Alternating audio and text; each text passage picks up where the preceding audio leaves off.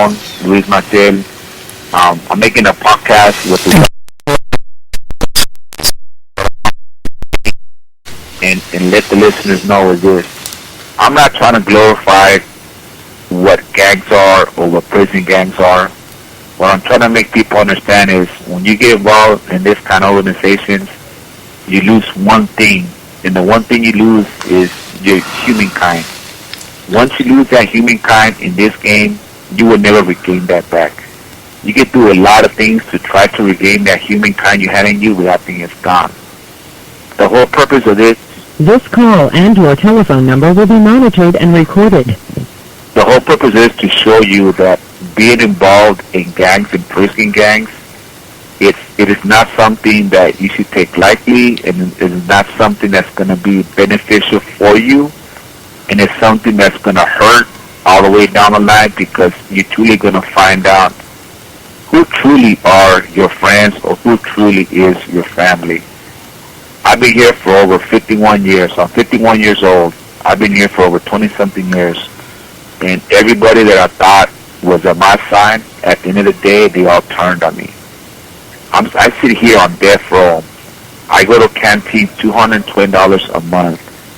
I could only make it about $30, $40 a month. Before that, I was going to a canteen like you would not believe it.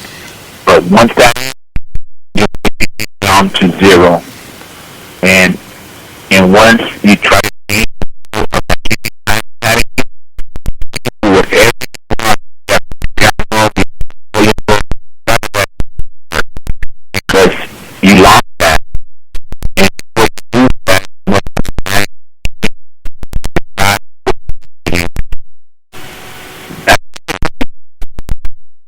we're coming from El Monte Flores. Where are you incarcerated for, and how long is your sentence?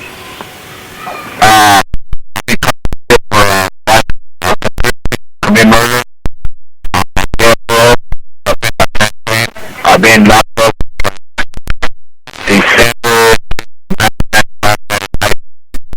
I never had a lock up. Take to Superior Court. I got shackled on the. Do you or did you between type of gangs, groups, organizations? Do you or did you?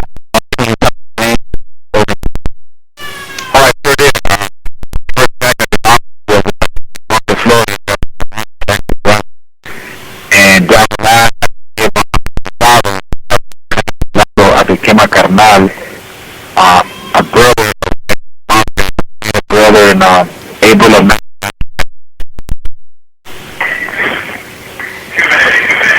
Okay. Now, down your youth, man, and kind of to wanting to become a gang member. And can you tell me how in the SGB area? I know right there it's been active. It's always been active. It's always been a trek. Can you tell me how it was for you growing up? Well, growing up, I grew up ligaments. The thing is, what people is a good product. I came from 75, and I moved. I have two uncles. They're both from Monte Flores, Uncle Flaco and Uncle Mondo. And what got me the gang guy was just listening to the stories. My tios would tell me about prison, listening to the stories about gang banging, and then, just fascinated me with some of the stories, like they were unbelievable, and just listening to all of the models they were doing when they were youngsters, and bringing that information to me, and thinking to myself, like, wow, this is badass, right?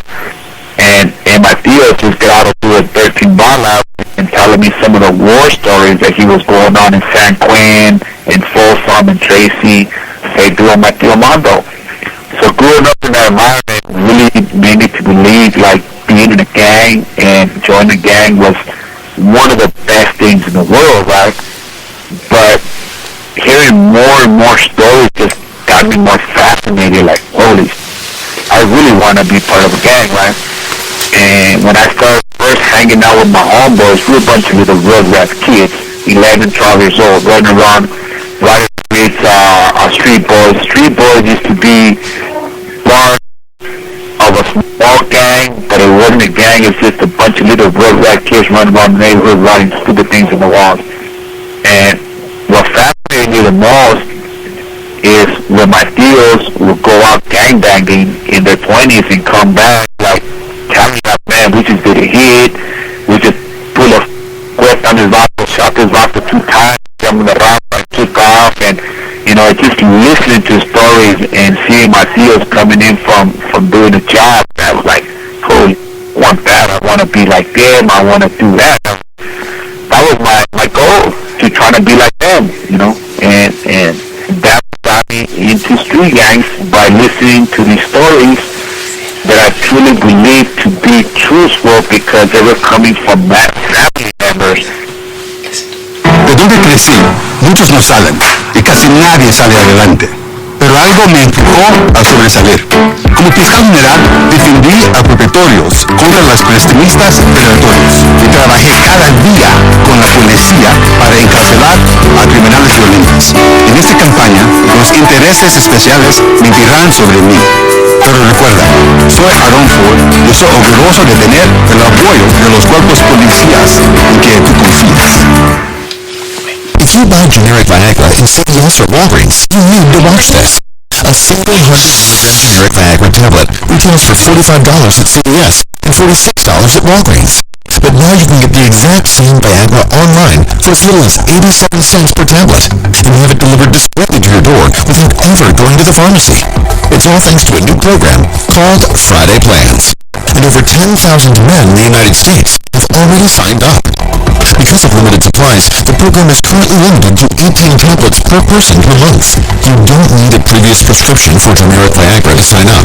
You don't need health insurance. All you need to do is answer a few questions about your medical history online. It takes less than 2 minutes. They were coming from my primos, they were coming from my carnal, rest in peace. And listen,